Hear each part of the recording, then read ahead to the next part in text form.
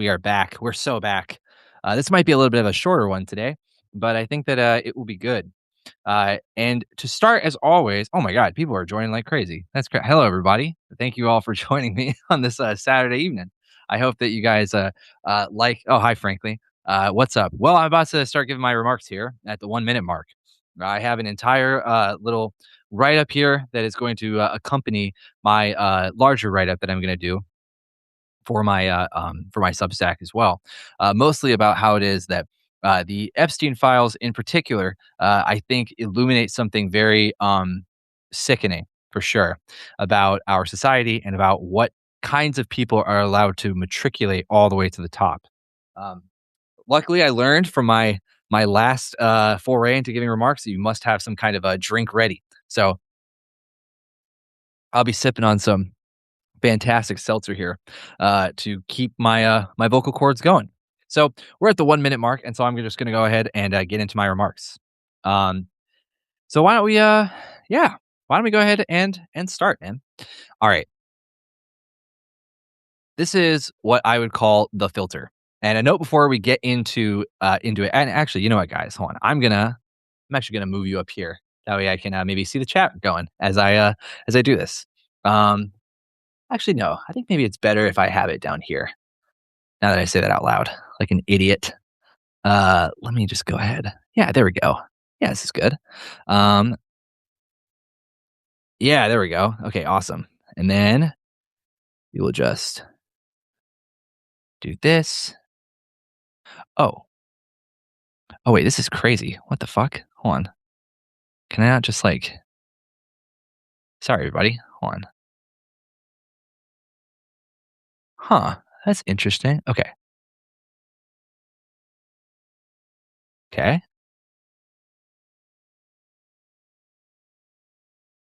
Oh, okay. There we go. There we go. I was like, why the fuck can I not see my own shit? That doesn't make any sense.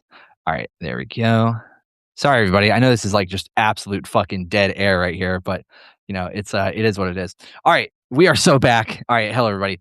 So this is the filter, and this is my argument for why I believe that no decent person holds $1 billion, and why Epstein, I think, really proved that to me.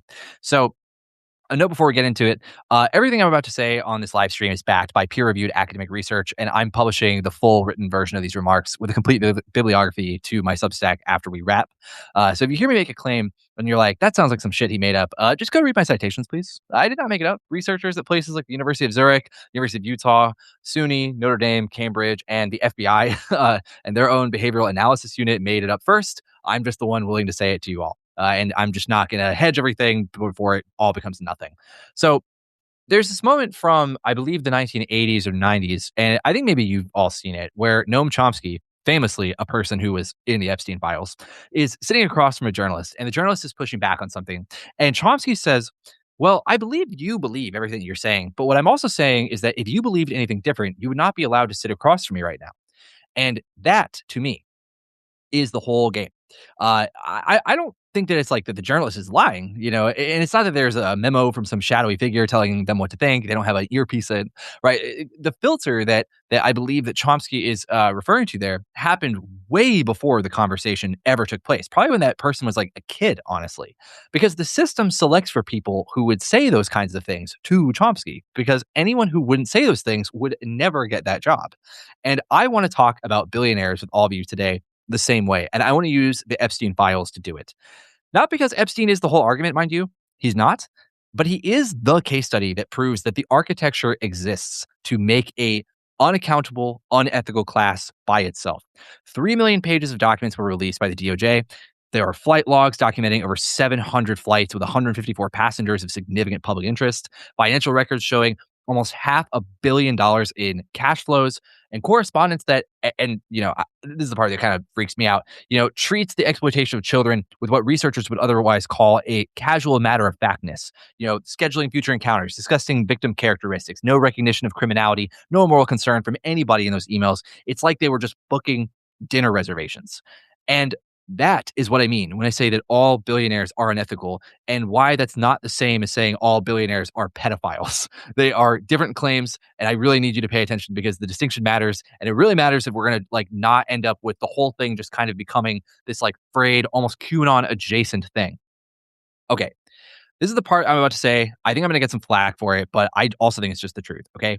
The Epstein network was not powered by a secret society of child predators necessarily. Okay. Thomas Volshow, who's a criminologist at SUNY, published in 2025 in Deviant Behavior, which is a peer reviewed journal. And he developed what he called the Capo Trafficante model to describe what Epstein actually had built. And it was less a commercial trafficking operation and more of like a personal one. And the reason I say that is because Epstein didn't really care about profit. Like Epstein was already filthy rich. His goal was control, exclusivity, and discretion. Epstein was, just like his first job on Wall Street, a broker, right? He sat at the center of a network that connected political leaders, billionaire financiers, academic heavyweights, and royalty, and he provided a service, right, which is the access to exploitation under conditions of total impunity. The network spanned everybody from Bill Clinton to Donald Trump to Ehud Barak to Prince Andrew, Bill Gates, Elon Musk, Larry Summers, Les Wexner, Noam Chomsky, dozens more, right? And political spectrum, placement was totally irrelevant. Ideology was irrelevant. What mattered was power and what came with it. And I think that the question that everyone wants to ask about the Epstein files is, were they all in on it? Were they all in on the fact that they were raping children? And if you believe the absolute worst tips that are inside those files, eating them? Were all these powerful people abusing these children? And now, granted, I'm going to caveat, this is Trump's FBI that says this, but their own 2025 determination said no, there's no single client list, and the Bureau found there was no credible evidence supporting prosecution of uncharged third parties. But I think that's the wrong question anyway. So I'm just going to take it at face value for a second, okay? In my opinion, the right question is, how did a system emerge where a man with no elected office, no military command, no corporate title could operate a transnational child exploitation network for 30 years, survive its exposure, survive criminal conviction, and sustained public scrutiny while maintaining active relationships with the most powerful people on earth and never seemingly having anything happen to them? And the answer is going back to the filter. Here's what the research actually shows. Paul Pipp at UC Berkeley published in 2013 in Personality and Social Psychology Bulletin that wealth and status systematically increase psychological entitlement and narcissistic behavior. And his data showed that upper class individuals in controlled settings were measurably more likely to believe they deserved special treatment, more likely to exhibit inflated self-importance, and more likely to feel entitled to more of everything. Those are his exact words, by the way. But it gets worse. Catherine Smith Crow at the University of Utah found that merely thinking about money, not having it, not spending it, just being exposed to money-related words in a lab setting made participants more likely to lie and behave unethically in subsequent tasks that they were given. For people chronically immersed in extreme wealth, in actual wealth, the cognitive activation of monetary values may, and I'm quoting the synthesis here, systematically erode moral constraints. And then there's the dehumanization at work as well. Gwynn and colleagues in 2013 in the Journal of Experimental Psychology wrote that power leads to dehumanization of less powerful people, even when the roles are randomly assigned. People put in powerful positions in a lab attributed fewer uniquely human traits to the people below them. They viewed them as more interchangeable, as less worthy of moral consideration. And now imagine that dynamic not in a lab, but compounded over decades of actual wealth accumulation, reinforced by every institution that you interact with, validated by a society that treats your net worth as evidence of your genius. Of course, because the journalists are doing a lot of the laundering too of these people's legacy and status. And that is the transformation side of my argument, is that wealth attracts people who are already ethically compromised, yes, but more so that wealth makes you ethically compromised. The research is remarkably consistent on this too. The American Economic Association's 2017 conference paper demonstrated that status inequality itself produces moral disengagement. People facing others of lower status place lower weight on those people's well-being, and they do so with the added resources to act on that disengagement. So now we must go back to the Epstein files and the filter. This last tranche of files documents something that researchers call closed C normalization. Irving Yannis's groupthink research from the 80s shows that cohesive groups prioritize unanimity over critical evaluation. They suppress dissent, they normalize conduct that would otherwise be immediately flagged in open environments. And then Prentice and Miller's 1993 work on pluralistic ignorance added a mechanism to that, which is that when you believe everyone else in your circle accepts a behavior, you are more likely to accept it yourself, even if privately you would refuse. Ergo, the elites in this circumstance didn't necessarily need to see any abuse to already tacitly, mentally eschew themselves from the responsibility to say anything. In closed elite networks where information about actual behavior is deliberately restricted, and I'm sorry, it is, okay, there is still hierarchy at the top. those assumptions then become self-fulfilling. The Epstein files showed that in action. Post 2008 conviction, after he had pleaded guilty to child sexual offenses, his network grew. Howard Lutnick, who later becomes Trump's commerce secretary, vowed to avoid Epstein and then documented arranging family visits to the island in 2012. A Democratic fundraiser invitations in 2015. Bill Gates met with Epstein multiple times post-conviction while publicly calling the discussions philanthropic, whatever the fuck that meant. Harvard and MIT continued their engagements with him. New relationships formed. So the conviction was a speed bump at worst. Why? Because the architecture of impunity made accountability cosmetic. The 2008 non-prosecution agreement, just so we can all remind ourselves of this, okay, negotiated by Alexander Acosta, who was later rewarded with the position of U.S. Labor Secretary, gave Epstein complete federal immunity and blanket immunity to unnamed co-conspirators in exchange for an 18-month state sentence with 12 hours of daily work release. Victims were not notified, by the way. They actually learned about it from the news.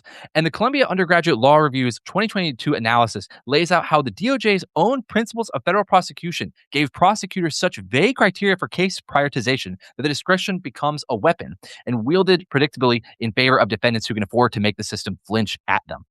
Kimberly Cook's 2023 intersectional analysis put it plainly as well. The demographic configuration was constitutive, right? Victims were young, economically disadvantaged women whose credibility was systematically devalued. And prosecutors literally called underage trafficking victims prostitutes in their own documents.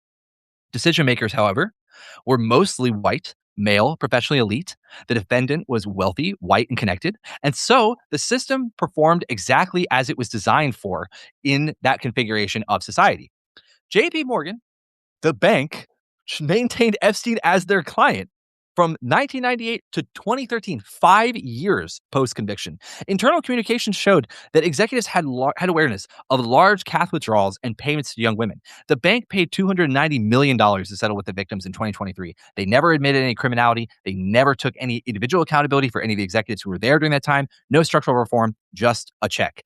That is the architecture I'm talking about. One that extends far beyond child exploitation to every domain where concentrated wealth intersects with institutional power. And I think that at its core, is why the Epstein files make everyone so viscerally uncomfortable, because it makes plain the game. The game that has the following rules. The wealthy and powerful can do everything to you, and they do. Because the same architecture that allowed Epstein to traffic children is the architecture that allows billionaires to rig political systems, concentrate markets, build private prisons to enslave your black, brown, poor, and immigrant neighbors, and destroy the environment. The mechanisms are identical. Closed networks that normalize transgression, institutional complicity purchased through philanthropy and financial dependence, prosecutorial discretion that bends toward wealth, NDAs that buy silence, jurisdictional fragmentation that lets the powerful forum shop for favorable treatment, civil settlements that convert accountability into a line item. The filter works at every level. You do not get to hold $1 billion without participating in systems that cause enormous harm. And this is not because every billionaire personally exploits children. That is the QAnon version, and it is stupid, and it actually protects the real architecture by making legitimate critiques sound insane. But because the accumulation and maintenance of that kind of wealth requires, structurally, that you tolerate the intolerable, that you sit in rooms where the rules are different, that you benefit from institutions that have demonstrated under oath in court filings in 3 million fucking pages of documents that they will choose your money over everybody's safety. Albert Bandura identified 8 mechanisms of moral disengagement, and every single one of them operated in the Epstein network. Euphemistic labeling, where exploitation became massage, modeling, mentorship, displacement of responsibility, where participants viewed their actions as responses to Epstein's initiatives, not personal choices to be there. Diffusion of responsibility. The elaborate division of labor meant that nobody had to confront the full scope of what they were enabling. Dehumanization, where victims treated as commodities to be scheduled and discussed by physical characteristics. Attribution of blame, where underage girls were described as making choices they were developmentally incapable of making. Notice, none of these, by the way, none of these mechanisms are unique to sex trafficking. They are the same mechanisms of every system that concentrates wealth by externalizing harm. The euphemistic labeling that turns mass layoffs into workforce optimization. The displacement of responsibility lets a CEO say that the board decided. The diffusion that lets an entire supply chain pretend nobody's accountable for labor conditions. The dehumanization that lets you foreclose on 10,000 families and just calls it, optimal portfolio management. The filter selects for people who can deploy those mechanisms without flinching. And then the wealth itself accelerates the corrosion. You become less empathetic, more entitled, more capable of viewing other people as instruments. And again, This is not because you necessarily are uniquely monstrous, but because the psychological machinery of greed pushes everybody in that direction.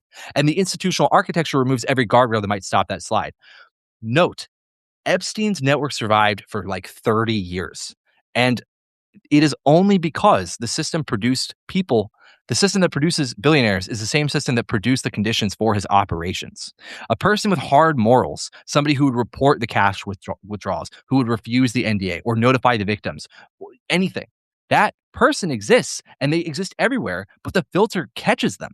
They don't get promoted at JP Morgan. They don't get appointed U.S. attorney. They don't get invited back to the dinner or the island. They don't get the grant, the access, the intro, the seat at the table, nothing. The system does not need to conspire against them. It just needs to not select them.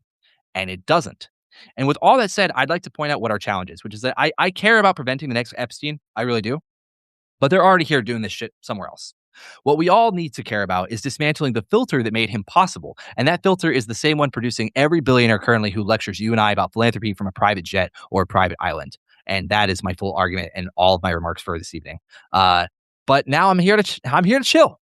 I'm here to chill now. Okay. I'm gonna be a chiller. I know I just ranted and raved at y'all for like 14 minutes, but I think it was a good one, honestly. How are y'all doing?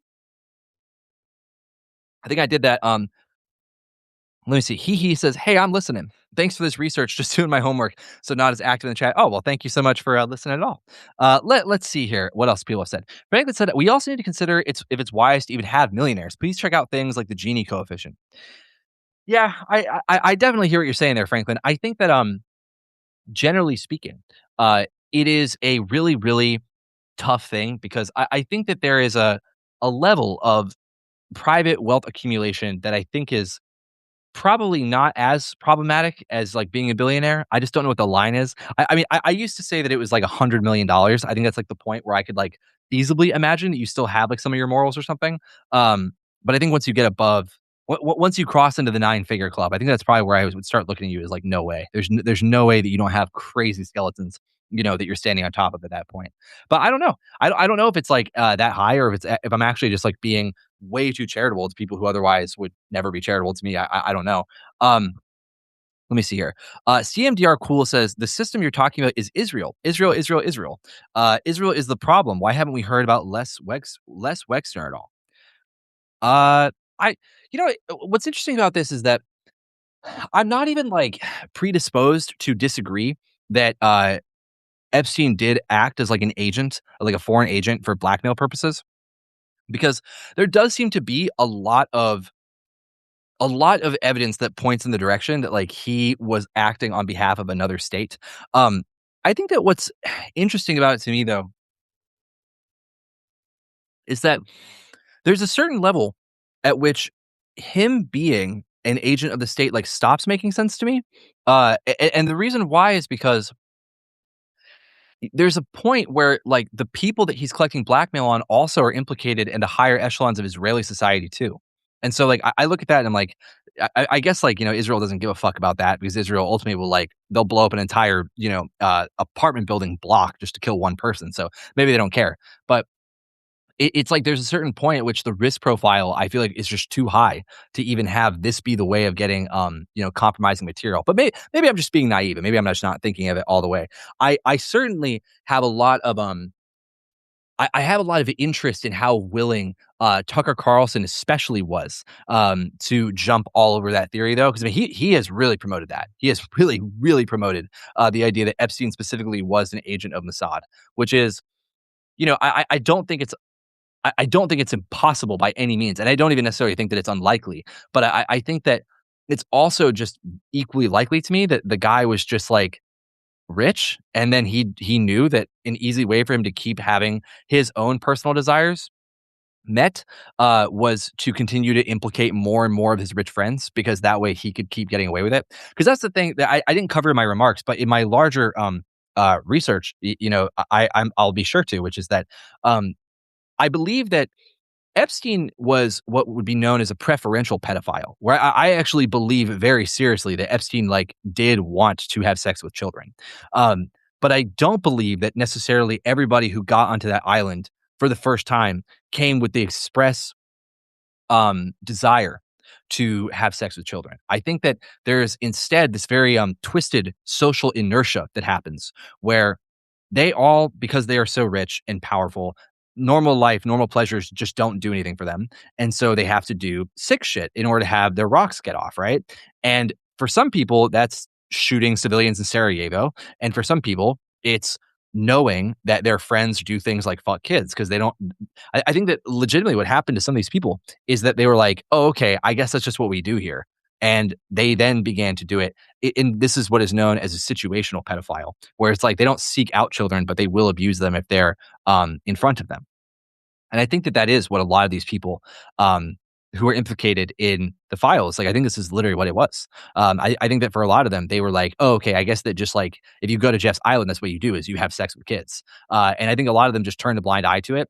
And then over time, as they kept hanging out more and more, and that these were the only people they felt like that they could have community with, it's like, oh, okay, well, the only people who I feel like I can get close to are people who like fucking kill kids. So I guess that that's just what I have to do now too. Because at a point, it's like it's literally about proving that you're with it. You know what I mean? To prove that like you wouldn't be the kind of person who would flinch, who would talk. Because that's the thing is like, if you flinch, you might talk.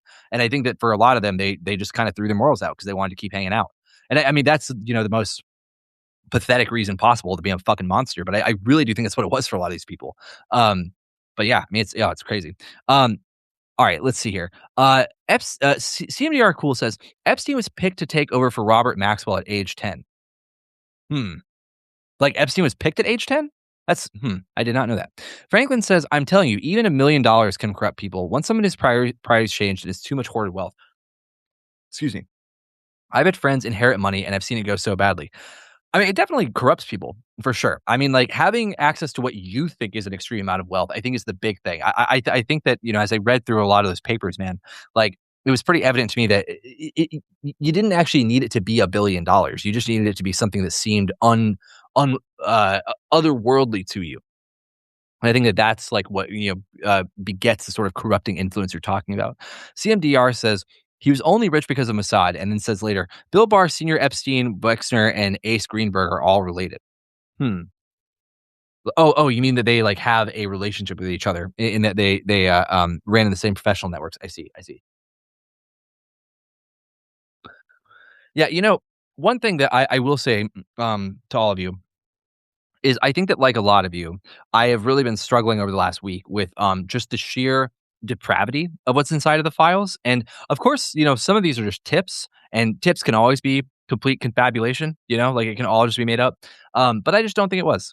I think that, we know enough about what some of the most elite and exclusive people in the world have done in, human history. And they do all that same shit, that is being alleged in the files. And so I 100% do personally, very unfortunately, I do believe that they were in there like murdering kids, and I think that they were in there doing insane shit like eating them.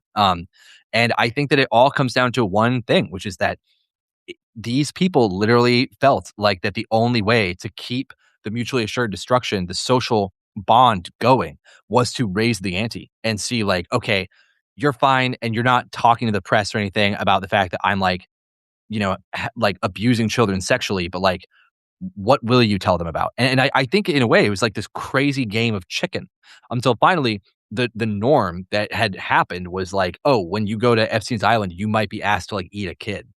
And I really think that's what it was.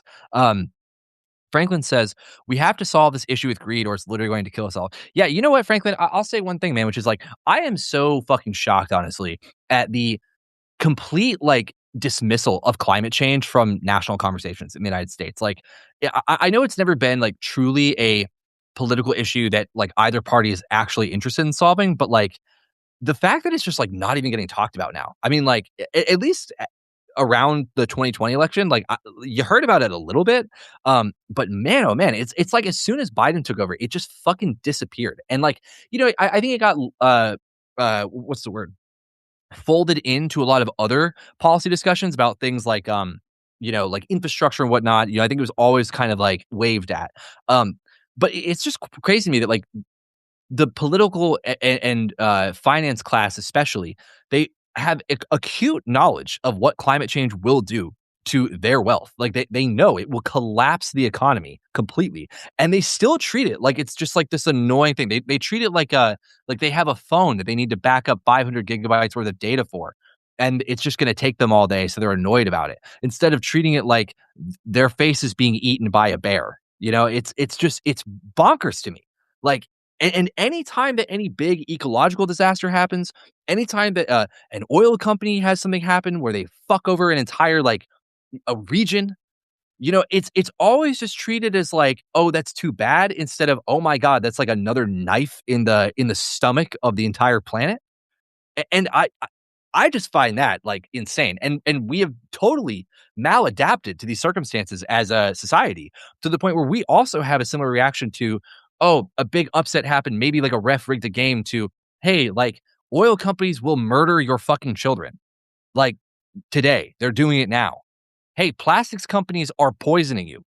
Like we treat it like the hyper the hyper information society has in a way collapsed hierarchy of information and the importance of it to the point where it's all just info, it's all just data, it's all just content. And it's like it's not all just content. Like there are a select number of people on earth who believe that they can ride it out, and so they are going to kill billions of other people for it. Like that these are not like that is not the same level. It should not occupy the same level of importance in your brain as, oh, like this company has a sick ad on the Super Bowl, and it's all headlines, it's all just right next to each other. It's fucking insane. It really is. Sorry, it was kind of a ramble, but it's like, I mean, I can't help but have my brain get turned into egg drop soup whenever I think about it. I mean, really, it's just, oh my God. He says, billionaires' brains are literally fucked. Yeah, they are. They are completely fucked. I mean, just to an unreal degree. That's what all the research that I cite in my report like shows, which is that like these people literally have different brains than you and I.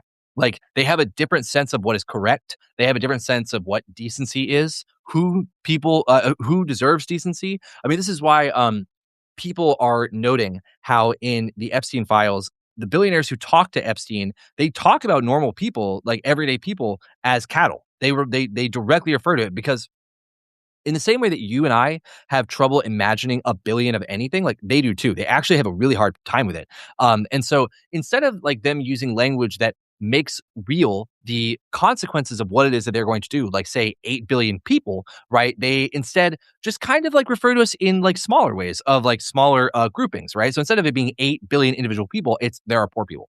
What are we going to do with poor people? That's way easier to imagine deleting poor people than imagining you saying, I want to kill 8 billion people because me and 3,000 friends each need 100 houses, you know? Um, Sam Householder says, I think how much money does it take to make a monster is the wrong question. Capitalism has been extremely successful at turning poor and working class people into soulless cadavers of greed and malice. Yes, yes. The number of zeros is almost irrelevant because the system is set up to reward those who betray their humanity. Yes, exactly. And that was kind of what I was trying to get at there, Sam. Thank you for putting it into better words. I think, and I agree with Franklin here, who says that is a great point, but that both questions are vitally important. I do think that both questions are important because, like, one is more logistical, like the number of zeros, like how many is too much, literally just to account for the fact that like there is a finite amount of money in the world, I guess. But I do agree with you though that yes, the system itself does reward people who betray themselves. I mean, to in almost unflinching degree. CMDR says, will Elon get busted for lying about not being friends or ever meeting Epstein and most likely child trafficking? Remembering when he called the submarine guy a pedophile so randomly a few years back? I do remember that. Do I think that Elon Musk is going to face any accountability for that? No, I don't. I think that I guess that maybe there's one way I could see him having some kind of accountability, and it would be this, which is that Elon Musk is annoying and he's a very, very, very like just attention hogging, annoying, incompetent guy. Like Elon Musk currently, I think, is going through a multi-year humiliation ritual on behalf of the other elites because like his car company is dying. He doesn't have any like good lasting impact on the US government in a way that really does anything that enables them all to get more money necessarily. I mean, he's certainly enabling the expansion of the authoritarian project by doing things like Doge, but what billionaires like Sam Altman and Mark Zuckerberg and Bill Gates want, what they want is like mass deregulation. And like Musk didn't really get them any more of that than they all just got that by becoming friends with Trump. So instead, what he does though is he acts as a lightning rod for criticism of the billionaire class. He's so easy to hate, and it's easy for people to project their hatred of Elon Musk onto all of the rest of them. And that is exactly what they don't want from him. So maybe in that way they would be like, oh, fuck it. So listen, boys, a bunch of us fucked a bunch of kids. Okay, some of us ate some kids. Someone's gonna have to go down for this. And they look at Bill Clinton and they're like, no, the people don't give a fuck about Bill Clinton going away. I mean, maybe like the QAnon people do, but like most people don't give a shit about that. No, no, no. Someone's gonna have to draw the short straw. And I think maybe they'll make Elon Musk the fall guy in that way. Just because like he did lie. I mean, he just openly lied about it. And maybe that'll come back to bite him. But I mean, I don't think that they will see to it that he faces accountability because it was wrong. I think that they just need fucking anybody to go down, and they all clearly are annoyed at him. I mean, this is why Epstein basically swerving Musk is unfortunately extremely funny because it just showed that even amongst a child sexual abuser who eats children, even there is such a thing as being too bad of a vibe, I guess. Let's see here. Franklin says, "Has anyone thought about this? What if these people do not face punishment? They will keep going and just up the ante." Yeah, I mean, Franklin, I legitimately think that that's like a way bigger risk than people are imagining. I think though it kind of depends on what they do next in terms of how they move. Like, I think a lot of people currently have a well earned amount of cynicism, and I think that that level of cynicism tells them none of these people are going to go down, and I think that that might be right, but I don't necessarily think that that is going to imbue in people a sense of righteous anger such that they burn down the White House. I don't think that's going to happen. I do, however, think that if nobody goes to jail and then in the next year or two, somebody gets somebody gets trafficked and escapes or something like that, or it's discovered like on video that they like, behead a child, like, yeah, then I think absolutely there would be some like boiling over anger. And, really, I've made mention of this on my Substack and also in my TikTok, which is that I think the thing about the current tranche of Epstein files that really does shock me is the level of casualness with how they talk about everything. And I think that that also disgusts people to a crazy degree. And I've made mention before that with ICE, I know it's crazy to bring the two together, but I promise they're related. With ICE, to me, like the thing that's always wigged me out is that they seem to really believe that like nobody will ever do anything back to them, which I just don't understand how you come to that conclusion. Like I don't know how it is that you account for the variability in 300 million people's reaction to you, right? Like someone in there only needs to have one bad day, think that they've lost everything that's worth living for in their life. Maybe somebody in their family gets picked up and deported and they're like, all right, fuck it, I'm going to go behead an ICE agent. It only takes one person to make your entire sense of security disappear. Well, same thing with like Luigi Mangione killing Brian Thompson, right? I think that like billionaires and the entire media class that protects them were so wigged out by that because it proved like actually you are still flesh and blood. Like you can still just get gunned down in the street. Like it's really not that fucking impossible to imagine. And so I think that billionaires right now are looking at the public's reaction very, very closely. And I would imagine, similar as how I said in the ending of my piece, where the next Epstein's already out there. They're already doing this shit again. I think that they're probably having meetings with that person right now, being like, whoever the most brazen person is, whoever the most disgusting person is, the most depraved person, we got to get them under lock and key right now. Because no way are we about to let any of these people who maybe have been on a crusade against child sex trafficking forever, or maybe somebody whose sister or brother was a victim of child sex trafficking. Like, I think they're all looking at that person who's acting as the current Epstein. They're like, we need to make sure that everything is air fucking tight because it only takes one of those people to decide that none of us should be alive anymore. And all they have to do is show up to Davos next year with a fucking Draco and get five of us. Like, I know it sounds insane what I'm saying, but like, it really is that simple. Like it takes one security breach on one day where enough of them are in a room to make it viscerally clear to them that they fucked up. So I don't know. I don't know. Let me see here. He says no one will be able to ride it out. And if they do, I think it goes to the research you were presenting earlier. Who will they be able to oppress? Yeah, very true. Randall McNeil says, my only hope is that the files at the very least acts as a wake-up call for the working class of MAGA, letting them know that Trump and the elite are on their side. I've definitely seen some conservative and right-wing pages on Twitter, Instagram, and Reddit who have taken a notably more, I would say, anti-pure defense of Trump than they did in the past because of his obsessive mentions within the files. Um, excuse me. Um, but I don't know. I've also seen a lot of them though who have taken this position of, yeah, of course he's in the files. He was an important man. He's a big business guy. So maybe not. CMDR says, thanks for your work and keep up the good fight. The truth must prevail. Thank you so much, CMDR. I really appreciate that. He says, my secretary in my office is MAGA, and this past week she was freaking out for the smallest things. I hope it's the cognitive dissonance getting to her finally. Maybe I'm just too hopeful. I was very happy that she felt getting fucked over within the labor unions, etc. during break. Damn, bro. Damn, yeah. I mean, like I said, I am sure of it. I am absolutely sure that there are 100% people who are like ride or die MAGA who are having some big feelings about all this right now and are not comfortable with it. I think that's very true. Um, but at the same time, I think that there's also a lot of people who are going to go through many more cycles of cognitive dissonance before anything gets to them. I mean, I really do think that ICE is going to be the thing that makes a lot of people not cool with MAGA. I really do. Like, ICE has already had such a visceral I'm sorry. People's reactions to ICE in America and abroad about America have already been so visceral that I just genuinely don't think that that project can last without rapidly exploding into something much worse, which it is. I mean, let's be very frank about that. I Trump right now is in the process of building an entire network of concentration camps all over the United States, even more than there already are. And there are hubs, super centers that are supposed to house 10,000 people, right? Like, he is trying to ramp it up to the point where it will explode. Last year, ICE had something like 10,000 agents. I think they've hired like 12,000, like 12,500 this year, in this last year. I mean, so like they clearly are ramping up. But I will say though, like, I think that the biggest thing that will actually make people in MAGA like lose their support is if it looks like that ICE's only real job is to cause terror. Because if there's one thing that we literally know this is true about conservatives, which is that they hate this idea of rapid change. They hate it. And I'm sorry, like, it is a rapid change to go from not seeing masked men on the streets, punching people, shooting people in the face, to suddenly every single fucking video you see on social media or every social media app you're on has video after video every day of this shit going on. Like, I think it's unstomachable for a lot of people. Let me see here. CMDR says the next Epstein has been groomed for years, and it could be Leonardo DiCaprio for all we know. Oh my god, dude.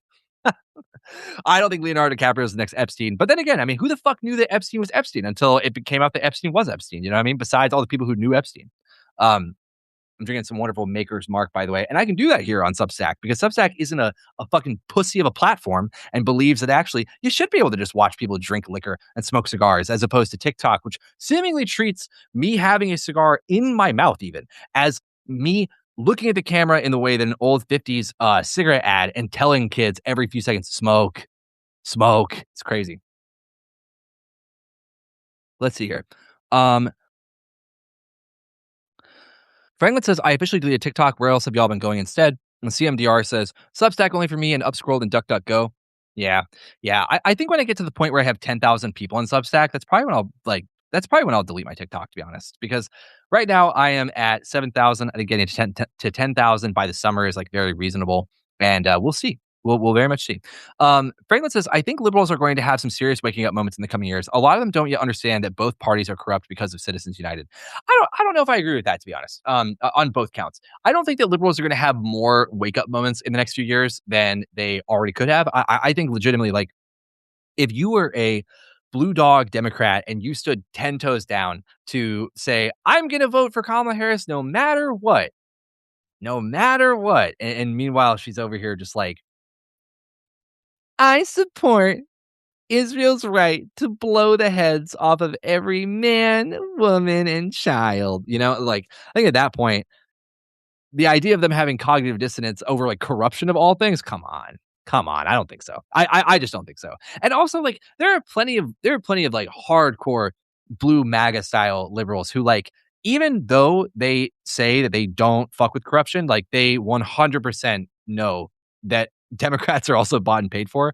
I mean, you can go all the way back to I think it was Chris Coons in 2010, or it was Chris Coons, or it was Joe Lieberman. I forget who it was, but one of them who single handedly made it so that Obamacare became a public marketplace as opposed to a public option. Like you would think that that would have been a fucking wake up call, or even Obama's backing of the bailouts, right? Like that should have been a wake up call for liberals more than anything to stop backing the moneyed version of their party, but it didn't. Instead, what did you get? Right, you had people writing in the Atlantic about how necessary the bailouts were, and you had people writing every which way to Sunday about how it is like, oh well, listen, Citizens United is bad for sure, but we'll get them next time. I mean, like you've had liberal writers forever who have been able to launder the inability of Democrats to do anything other than tweet and sit on their asses for 60 years. I mean, literally going all the way back to fucking LBJ, basically. I mean, like, I don't know.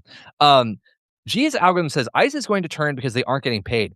Yeah, I was really, really interested to see the leaks from the ICE subreddit, like r/ICE, because it is clear to me that like the demoralization that these people are facing is immense. Like the wildest thing to me in those leaks was that there's a lot of like seasoned ICE people who have been with the agency for like 10 plus years who are like, I fucking hate these new recruits. They suck. All these new recruits do is they put me in super dangerous positions, and they have like no sense of operational security or like defensiveness, nothing. It's just like immediately high octane, go at 100. Meanwhile, none of them are making good money. And also like all these new recruits are dumb, and they can't fucking understand anything, and they do terribly with following directions. And then, I mean, wild as this is, I mean, it is clear to me that some of these old ICE veterans are like, yeah, these new recruits are super racist. What the fuck? And it's like, okay, well, that's kind of weird because like your whole job is racism. But, I get what you're saying. It's like, it's different to be a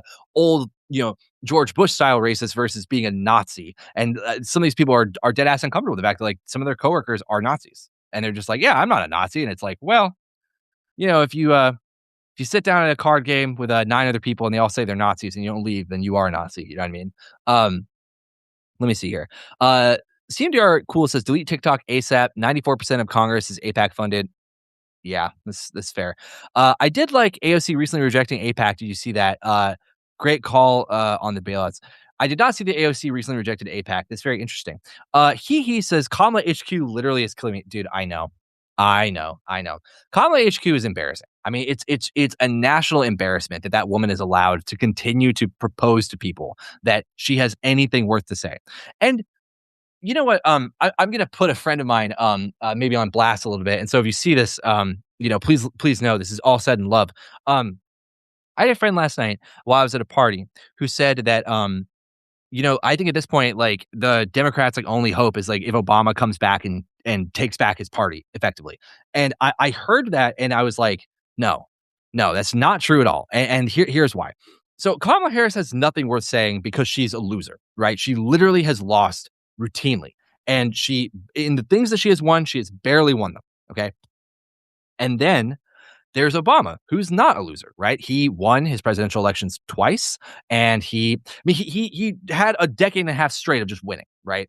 And then he kind of like went off into the sunset, and he's just kind of like an old wise man, like the old guard, just like standing watch. And if he came back, the reason it would be disastrous, in my opinion, for Democrats is because it would actually break the mythology. It's a way better position for Obama to have spent 10 years not being in his party, because then he can rest on everybody's memory getting hazy.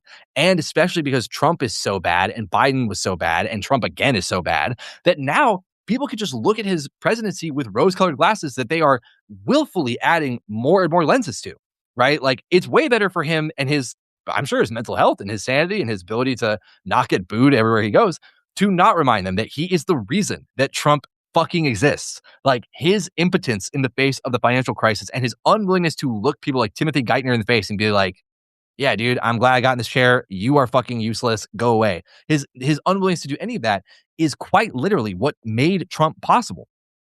And also, I'm sure that he doesn't want to be able to open himself back up to criticism. And if he was to commandeer the party, even if he wasn't going to run again, if he actually just became the thought leader again in the Democratic Party, well, the problem is beyond the fact that his policies enabled Trump to rise, into the point that he got to. There's also this problem, which is like the Democratic mainstream politics now have not settled any of the tensions of Obama's original rise, right? Like they've done none of that. Instead, they've actually seemingly like what's the word? Kind of like pigtailed themselves into weirder and weirder iterations of means-tested economics and like really bellicose foreign policy still. None of which most Americans want. So if Obama suddenly came back, like he would have to back all of that. Or he would have to acknowledge that all of it's fucking garbage and it's not going to win anything. And he's not going to do either of those. Because again, Obama is also a part of that filter I was talking about. Like, Obama is the only kind of person that is from his background that could have made it into that position because he was so willing to betray all of his own promises. And they knew that. That's why they allowed him into the chair. You know, this is why they would never allow somebody like I don't know, maybe I'll use like Brianna Joy Gray or something, right? Like Brianna Joy Gray could like never become president. And not because she is inarticulate or she doesn't have good ideas or something. No, it's none of that. She's a wonderfully smart person, and she has a very incisive view of American politics. She has good ideas about what a populist message might look like. The problem is that she would absolutely not be allowed to become president because all the people in power would know that she would not play ball, right? Let me see here. Franklin says some are just still on the Harris team or just don't seem to understand how much corporate or dark money most Democrats are still taking. I just have seen liberals get upset when I point out that Jasmine Crockett is taking corporate and dark money for the campaigns. Crockett is even taking money from BlackRock, etc. Yeah, I mean, like, oh my God, dude. Yeah, like all... I don't want to say all discourse, but a lot of discourse about Crockett's campaign to me just feels almost like a honeypot to just get stuck spinning your wheels in mud. It's like you're not going to convince people who think that she's like the second coming of Jesus, that she's just a person who also seems to have slid down the path of taking dark money. Like these people don't give a fuck. Franklin says, actually, sorry. CMDR says, do you support an immediate shutdown of the government to investigate the Epstein files and remove any politician implicated? Many of these politicians are blackmailed, and isn't that the only thing that Congress should be talking about? No, I think the only thing that Congress should be talking about is getting rid of ICE. I really do. I think that's like way more of an important thing, because ICE is the mechanism through which any resistance that would actually try and force a change in the government will be crushed. And so I think that's what I think Democrats need to be running on. I mean, Democrats literally need to run on undo all of the funding mechanisms of the big, beautiful bill. That's what they need to do. They need to frame it as a big refund of American life. And they need to say, America is about protecting Americans, and the big, beautiful bill kills Americans instead. And that's, it imprisons them. It takes away their freedom, whatever. But like, I think anything else but that to me just feels like not a distraction, but it feels instead like that they're not, they would not then be understanding the mechanisms through which they will be unseated, which is through ICE more than anything. Let me see here. Franklin says, Obama ran on hope, but didn't deliver anywhere near enough on material outcomes for the average people. He also perpetuated war and imperialism abroad. Yes, absolutely. Franklin says, exactly, you're correct with what you're saying about Obama. Thank you so much. I appreciate that. Oh, what's hold on real quick. Wait a minute. Max Asher. Wait. Oh, hello. Hello, Max Miller. All of you. I don't know if you follow Max Asher Miller, but he's a mutual of mine on TikTok, if this is the same one I'm thinking of. And he posts a lot of really, really fantastic videos, and I enjoy his content very much. He's a very, very, very good speaker. I'll say that much. CMDR Cool says, this is a McCarthy era moment. We have traitors to our nation. Yes, we do. We have some traitors to our nation for fucking sure. And it's very scary because one of the things that I have encountered in all of my reporting from Minneapolis and Maine, and also now in South Carolina and in Oregon and everything, is that ICE clearly understands that mutual aid and local resistance groups are extremely powerful and effective at neutering their ability to just like roll over everybody. And so what they're doing is, instead of just going after the targets of their normal targets, which would be immigrants, right? They are expanding their criteria of who is arrestable to also be not just activists, not just public activists, but even people who are partaking in things like food distributions, right? This is why there are reports on the ground that have been verified of ICE like pulling over and arresting groups of people who have groceries in their hands, because the mental math they're doing is the only reason that there would be groups of people with groceries in their hands like that is if they are taking it to an immigrant's house who otherwise we would go out and arrest. So they're just arresting them there. And that helps them get their quotas even still, right? Because they just need to make arrests. It's very, Very, very crazy. And like, keep in mind, like, they will expand the bounds of who is a terrorist and who is worthy of being arrested, right? This is why James Ray, I don't know if you guys follow him on TikTok or here on Substack, but he's also a wonderful writer. Excuse me. He's been doing a lot of incredible reporting ever since the genocide in Palestine started. And I mean, he certainly is a person whose conviction and level of dedication to their craft I respect very much. James Ray wrote a wonderful piece here on Substack a little while ago titled "One Day We Will All Be Terrorists," and it's about exactly this, which is that like the very inertia of fascism itself is one that is like a big spinning flywheel, right? And all it does is it shrinks. It's like a wrench, and it's like the ratcheting of a wrench, and like you eventually get spindled out. No matter what. Like, there's a point at which only the most niche kind of people are in the in group, and everybody else is immediately a suspect to be the out group.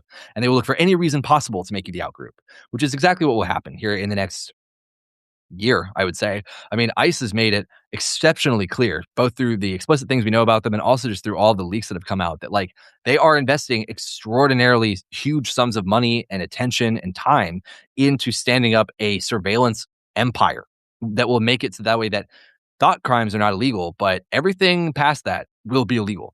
And you just have to accept that. I mean, like, in terms of sorry, not that you have to accept it and do nothing with it, but like you have to internalize what that means, which is that there will be a point where like you will be pressed and you will have to ask yourself, what will I do when I cannot breathe without it being approved by the state first? That is really where we are heading. I mean, like, I don't know how else to explain that, but it is very scary for sure.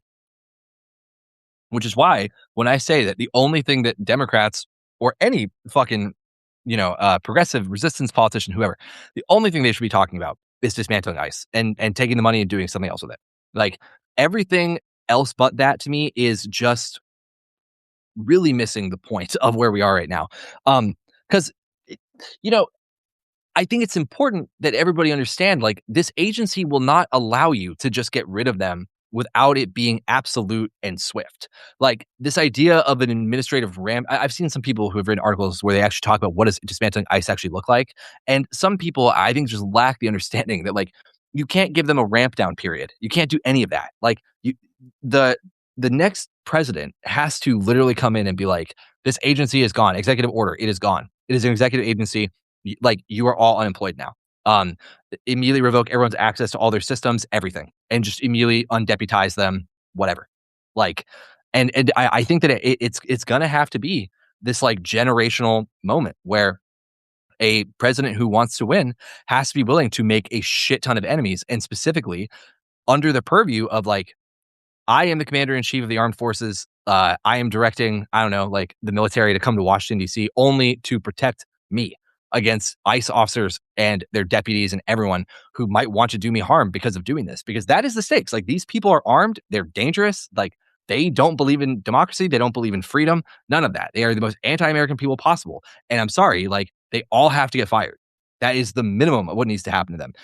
In a just world, we would have something closer to, I think, what Graham Plattner's position is, which is basically every single person who was hired under this round of Trump, especially, needs to be at least a part of a large scale criminal investigation to figure out what the fuck has happened since he took office.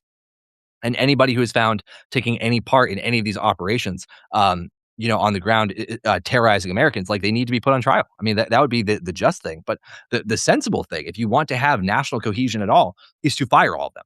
And fire all of them, make every single agent known to the public, put it all in a database, and address it as a moral failing, as a national shame that we ever did this. I think that the thinkers who have come out and said that you cannot really hold this position about ICE without holding the same position of police in general, I do think that they are onto something there as well. I really do. But I think in terms of acute threats, at the very least, like, ICE has to go, and any politician who's worth listening to is saying that same thing, or at the very least should be saying that same thing. I'll put it that way. Oh wow, guys, we're about 7 minutes from the end here. I figure I should open it up to all of you, which is that if any of you are, if any of you are interested specifically in hearing me hearing me talk about anything. If there's any stories you want me to react to or want my thoughts on, I would go ahead and drop them in the chat because I only have about 6 minutes now to talk about it. And you all know that in the last minute or so is usually when I start closing out. So really, I have like 5 minutes to talk about things. But in the meantime, I'll tell you that I am very, very excited, I guess, for the winter to be over and for spring to finally come back. It's been an absolutely miserable fucking winter in the last few weeks, anyway. Um, CMDR Cool says Trump ties to the mafia. I think it's pretty well known that Trump has ties to the mafia, right? Like, what do you specifically want me to talk about there? Finifer says the journalist mother who went missing. I'm gonna be real. This is in relation to that Guthrie woman, right? I actually don't really understand the story. I haven't really looked at. I know it's happening, but I really have not looked into it really at all. Um, Family just posted a video saying they will pay ransoms.